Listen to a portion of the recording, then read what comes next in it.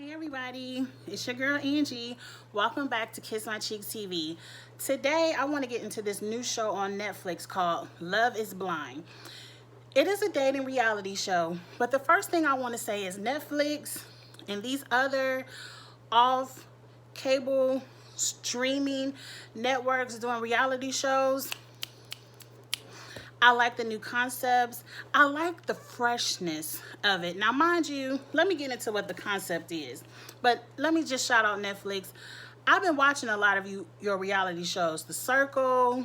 I watched that little fashion show that's kind of like Project Runway. I really like what you all are doing. You all have a lot more freedom, I guess, than these cable networks. And it's just fresh ideas, fresh perspective, and I'm really enjoying these reality shows, Netflix, that you're kicking out. I really am enjoying them. So I want to review the Love is Blind. I really didn't get into reviewing The Circle because by the time I watched all of The Circle, I just reviewed it as a whole. I didn't want to go back and review episode by episode by episode or even chapter by chapter by chapter. I just reviewed it as a whole. But since they only released the first 5 episodes of Love is Blind, I feel like I can get in here, talk about it, and then come back and give you a good couple of reviews on this show. Now, the concept of this is about 5 to 6 weeks of dating, and by the end of this all, you have to be married. Now, that's a lot in its own to meet somebody and in 6 weeks you married, but the first 10 days, they're in separate quarters, the girls and the boys. They don't get to see each other, and they only speak to each other in these pods, which is really just 2 rooms separated by a wall where you can't see silhouette or anything. But you can just hear each other. So you're falling in love on an emotional connection the first 10 days. And at the end of these 10 days, you have to propose to somebody if you want to move on. A lot of people don't get proposed to, and that's fine. That's the real world. And I just thought it was interesting that we are really proposing to people sight unseen. Like, we aren't taking physical attraction into the proposal at all. And then you only have 10 days to talk to somebody. I mean, it's a show. I'm taking all of this with a grain of salt. I'm taking all of this as it's a reality show. It's an interesting concept, but 98% of these people are here just to be on TV, and they're going to give me some kind of entertainment, and I'm just going to roll with it. So we just going to roll with it with these reviews. A lot of this is just for my entertainment. Now, after they propose to each other, then they get to see each other. And then after they see each other, they get to go on this romantic vacation. I'm at the romantic vacation part of this, so I'm only on episodes 1 through 3. But after romantic vacation, they have to move in together, see if they can live together. Then they have to introduce their family and friends and really get out there into the real world to see if they mesh. And I like that because it's not just, no, we going to stay on this compound for 6 weeks and get married. They really are going to see if they can live together in the real world. And not everybody going to make it to this wedding day. I know they teasing that a couple of people are. And they're teasing that it's a runaway bride. We're going to get into all of this because, mind you, when you first start watching it and you just see them having these conversations in the pods, it is very boring. You have to get through episodes 1 through 2 to get to some juiciness because it's like preschool conversations. Hi, how are you? What are you interested in? You can't talk about how much money you make. You can't talk about what do you look like. It's very, to me, surface level conversations. Some people did dig in and talk about some personal issues, family issues.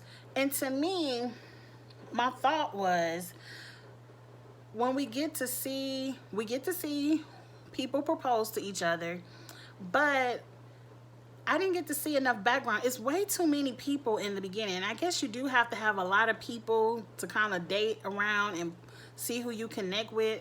But it's so much that they're showing that when you finally see somebody propose, you're like, how did y'all fall in love? Because I didn't see it. And I'm sure they probably had hours of deep conversation, like days of deep conversation that we don't get to see. But because we don't get to see it and we just see y'all propose, I'm sitting here like, but he ain't say too much or nothing for you to get on one knee. Like, I don't see it, so we just gotta roll with it. We just gotta roll with knowing that they've had this emotional connection and that they get engaged. Now let's talk about the couples that stick out, because everybody does not make it. Some of the key characters that are going to be on this show, it seems like there were 6 major couples that are going to move on to the next phase, and a couple of key characters. The first people that I saw get engaged were Lauren and Cameron. Now, Cameron is the scientist who works with robots and stuff like that. And I said, that's very interesting. He wasn't a nerd, as you would think. That's a nerdy job. I mean, I'm sorry, but that is the first thing we think. But he seemed very cool, and Lauren is black and he's white, so they're an interracial couple, which is 2020. Nobody cares about that. But Lauren's concern is she's very into standing up for the justice of black people.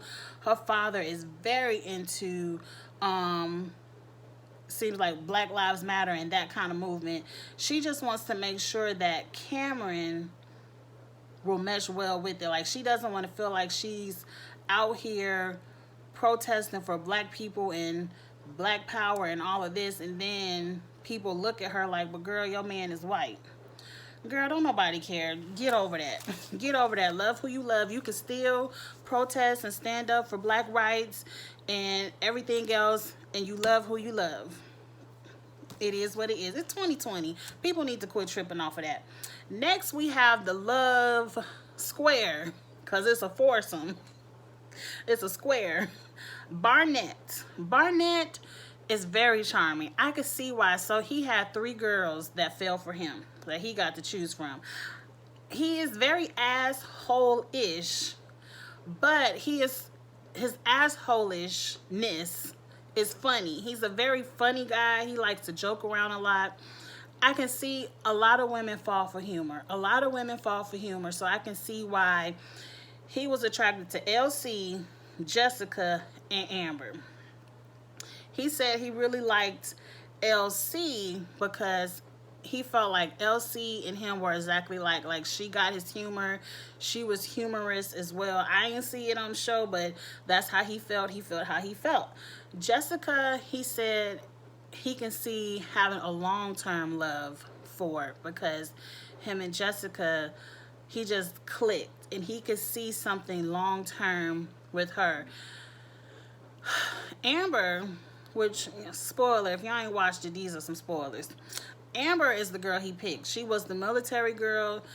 To me, Amber is very high-spirited, very high-strung, very animated, and he says pretty much she would be what the fellas would call the crazy girl.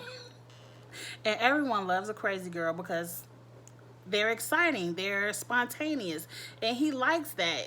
She matches his humor, and like, he liked Amber because he was like, I feel like Amber, we would love each other very intensely, very quickly, and it would be a very intense, powerful love, but would he get tired of it? Would it phase out?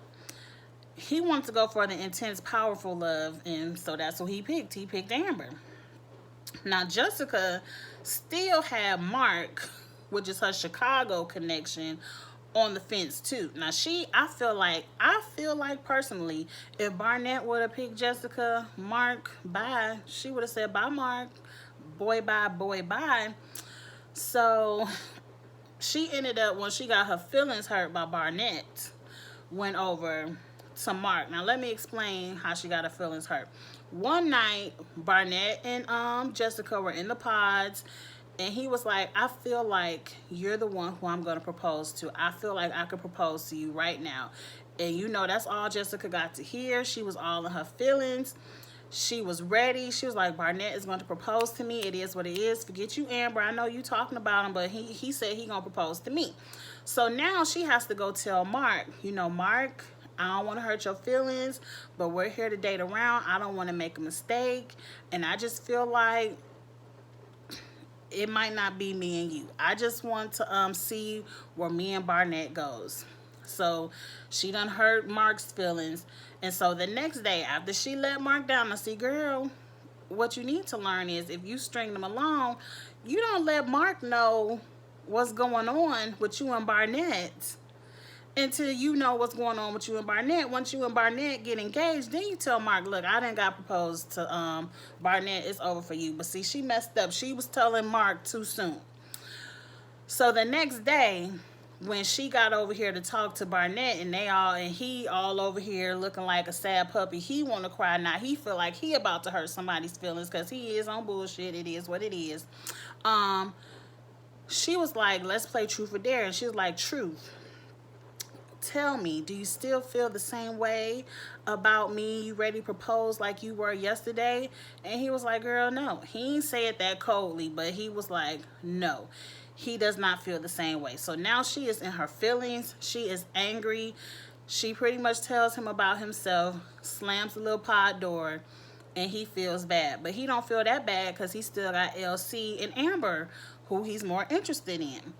So now Jessica, and if I was Mark, I would have told her to kiss my behind.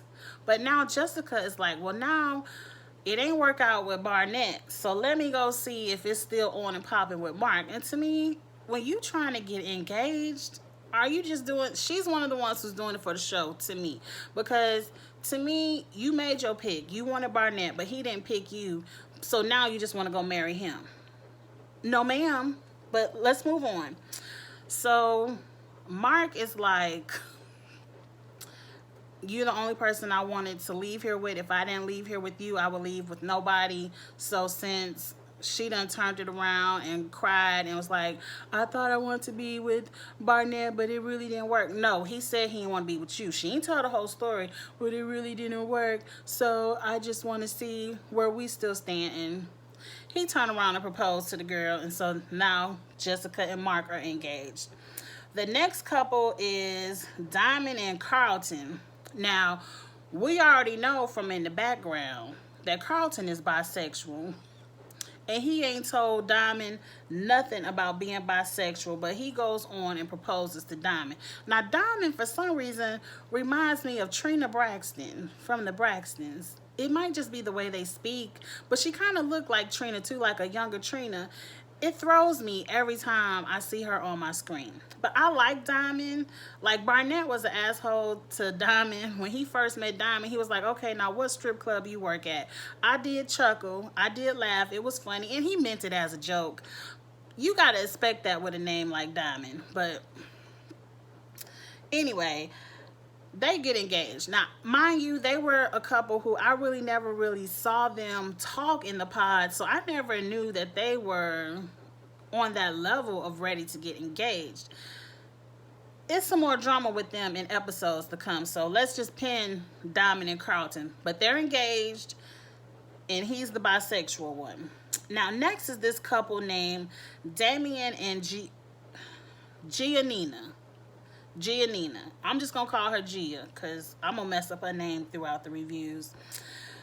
They were someone who came out of nowhere on my screen. I'm like, where do these two people come from? Because mind you, the most people going through the drama are Barnett, because he got a square, and then Mark, because Jessica is a part of the square. So that was a lot of the communications we saw, because they were the ones who were really in these love triangle scenes that were dramatic. So we really didn't, I never really saw Damien and Gia talk, but he proposed, and I like them together. They're a cute couple.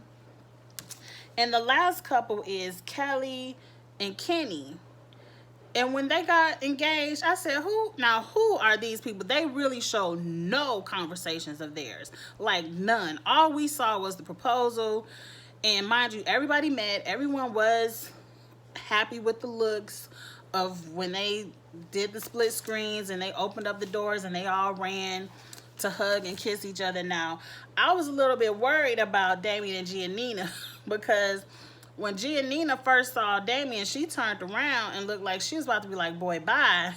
And then I guess she said, wait a minute, this for a check, and I want to go to Cancun. So she turned back around and ran to him. Was like, oh, you're so handsome. But I think Giannina is a special one, because Giannina was the one that when Damien proposed to her first, and then she was like, get up off your knees. And she said, I want to propose to you. I'm that type of woman. I don't need no man proposing to me. I want to propose to you. Do you want to marry me? And I was like, okay, that's cute. That's cute. And did I say Barnett picked Amber? Barnett did eventually pick Amber. He let LC down. He told LC that she was not the one, and it was hurtful.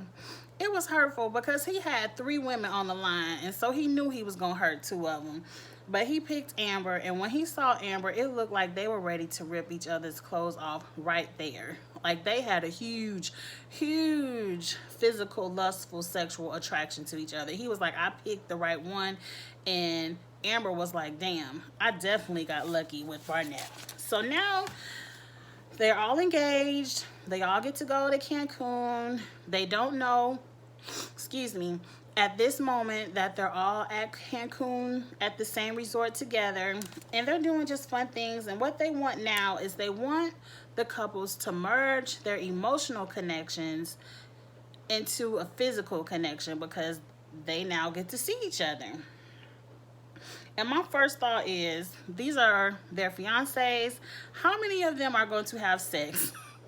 Because mind you, you all are still strangers. Like, you just really met this person technically 10 days ago, but you just saw this person like, what, 1 or 2 days ago. It's interesting. The first couple we get to see is Damien and Giannia. I'm just gonna call her Gia because I'm gonna mess up her name. Damien and Gia. Off top, they had great chemistry. They had great conversation. He says, you know, they're talking about sex, and he was like, she brings up sex, and he was like, I want to go at whatever level you want to go. I respect you. We can go as slow as you want to go. I'm cool with no sex. And Gia is like, he fine. I'm ready to jump on him right now. And so he was like, it's time for dessert. You want to order dessert? The waiter is picking up their dinner plates. And she was like, I'm dessert. Forget this dessert. And so in the confessional, like, he is like, okay, I got me a live one. Because he's very attracted to her. He's like, I can't believe I pulled Gia. They have sex. It's very clear that they have sex. They have a great physical attraction. And she is not. She was like, I haven't had sex in over 400 days. I ain't sitting up here trying to wait. You fine. She was like, my fiance is sexy. What am I sitting up here waiting? I was like, girl, you haven't had sex in over 400 and something days. And you're counting. You know it's a long time if you counting. Okay, next we get to see the couple that came from nowhere to me, which was Kelly and Kenny.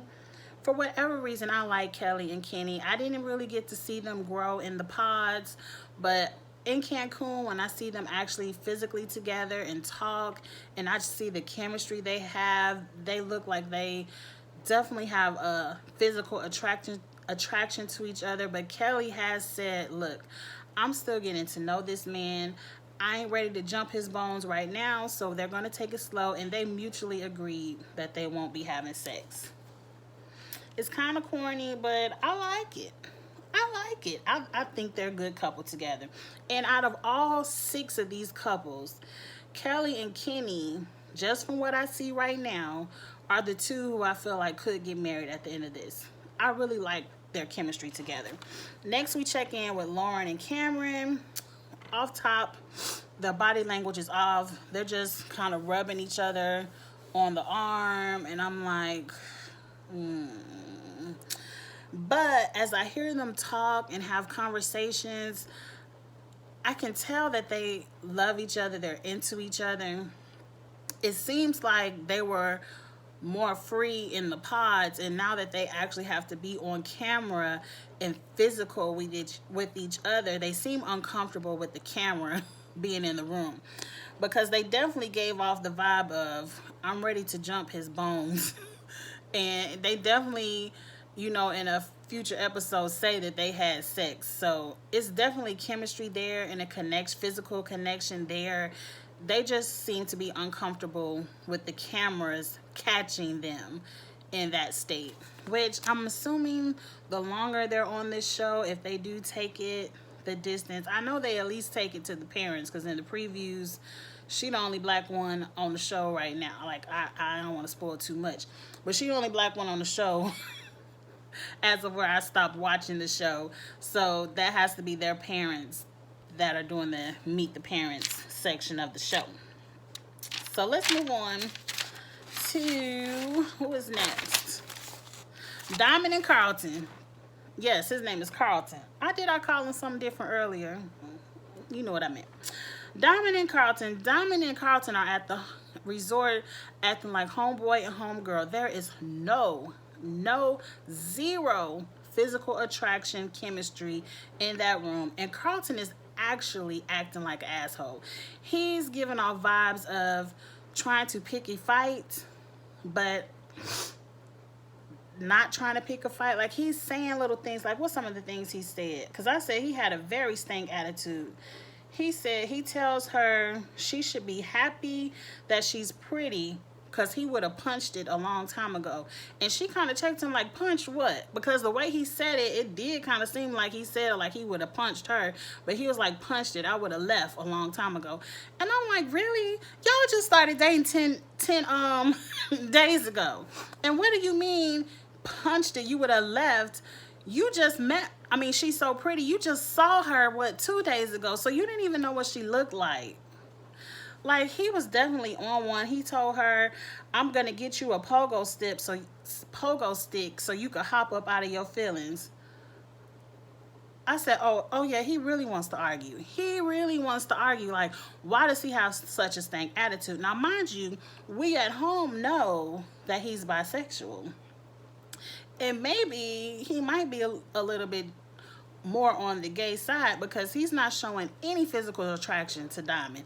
None. Zero. And he's harboring this secret. He's harboring, like, I gotta tell her that I'm bisexual, but I don't know how, and I don't know how she's gonna take it. So in turn, he's acting out, trying to push her away because he'd rather push her away than tell his secret. Mind you, I'm probably gonna say this 20 times, but he should have told her in the pods. He should have gave her the opportunity to say yes or no to your proposal based on that information. But we're going to get to that later. Because finally, it escalates to a point where Diamond is like, I'm going to the pool. I'm about to leave. I don't want to sit here and argue with you. She has no clue what is going on. Like, I just was in the pods talking to the man of my dreams. I just got engaged. And now he is on one. So she left. Next, we get to Jessica and Mark. Jessica and Mark show no physical attraction. Now, no, I'm going to say that it's 50-50. Mark is very physically attracted to Jessica. Jessica is not physically attracted to Mark. She's always talking about how small he is, how short he is. She does not want to cuddle. She does not want to kiss. I believe when... Oh, I hate that watch is beeping. I believe that Jessica is the one where they have the pillows going down the bed. So it's definitely a no, ma'am. I don't see them walking down the aisle. But Jessica seems like the type she's going to play the game. And we haven't even got to the scene where she runs into the other couples yet. I believe that's coming up on the next episode because I didn't see that on the end of this episode. Why did they say that if it wasn't going to be on episode 3? But anyway, let's keep moving. Let's keep moving. I think I've already said that. I think she just went back to Mark because Barnett didn't pick her, and that's very unfortunate because she playing games with this man where I feel like he really, really, really, really likes Jessica, really is attracted to Jessica, and she's just here to go to the beach and to be on this show and collect what little bit of check Netflix is paying them. Next, we have Amber and Barnett. Like I said earlier, they are very physically attracted to each other. Every time she came out in a very flesh tone, skimpy bikini, and every time she turned any side of direction, Barnett's tongue was all out of his mouth. They definitely had sex the first night. I believe they had sex. They said they had sex on every inch of that suite. And mind you, they were the only ones who had a hot tub or a pool connected to their suite. Why they get such a nice one? But they definitely it was all attraction. I really think if Barnett wasn't such an asshole and didn't act so childish, I could see them also going the distance, but for some reason I feel like, I haven't seen it, so this is not a spoiler. This is just an assumption. For some reason, I feel like Barnett is going to pull out and be like, I ain't really about to marry you. I have fun. But they have a lot of chemistry, and I think they're going to have a good time over this next month together, but I don't see it working with them. I don't think he really wants to be married. I think he just really wants to be on this show. Now, let's get to the interesting part of the show. It's time for Carlton to tell Diamond his secret. Now, Diamond is sitting at the pool by herself, and here Carlton comes up acting like he's checking on her, but she's really checking on him like, I know something is wrong. What's going on? And Carlton was like, that's why I love you, because you are someone who you can feel when something's wrong with me. You know when something's wrong, and I love that about you because you just know me so well. Now, mind you, y'all ain't did nothing but talk to each other for 10 days in these pods. I need y'all to calm it down. So she's kind of like beaten, like, what's going on? And he's like, I've always been in situations where I'm either getting abandoned or I'm either getting rejected. And she's like, what? She's like, I'm never going to leave you. I love you. You have nothing to worry about. And he's like, no, you got something to worry about. And she's like, what? What do I have to worry about? And he says, there's some information I need to tell you. And I feel like if I tell you, you're not going to want to be with me. Now, you know, if somebody say that to you, you're going to be like, what? Well, what you got to tell me? I mean, that's just human. Somebody tell you something like that, you're like, well, what you got to tell me? Just spit it out. And he was like, in the past, I have dated both genders. And she was like, what you mean both genders, male and female? And I'm like, girl, you know it ain't but two genders, male and female. So yes, he has dated males and females. And now she's speechless. Like, her eyes did go like, huh? Like, she did have a shocked expression. She's very speechless, and she's just listening to him. And now it's his opportunity to play victim. And I hate that he's playing victim, because she's the victim because you're the one who deceived her. And I mean deceived because you didn't tell her until after you got engaged. That's something you tell someone before you ask them, but we're going to get into that. Now she asked him a very valid question. How do you know that I'm the love of your life? Do you think you will still have desires to be with a man? And that question angers him. Now, I said that's a very valid question, because if you tell me you bisexual, the first thing you're going to think is, well, do you still want to have sex with the other sex, or how do you know you just want to be with women now? And he was like, that's the biggest misconception in the world.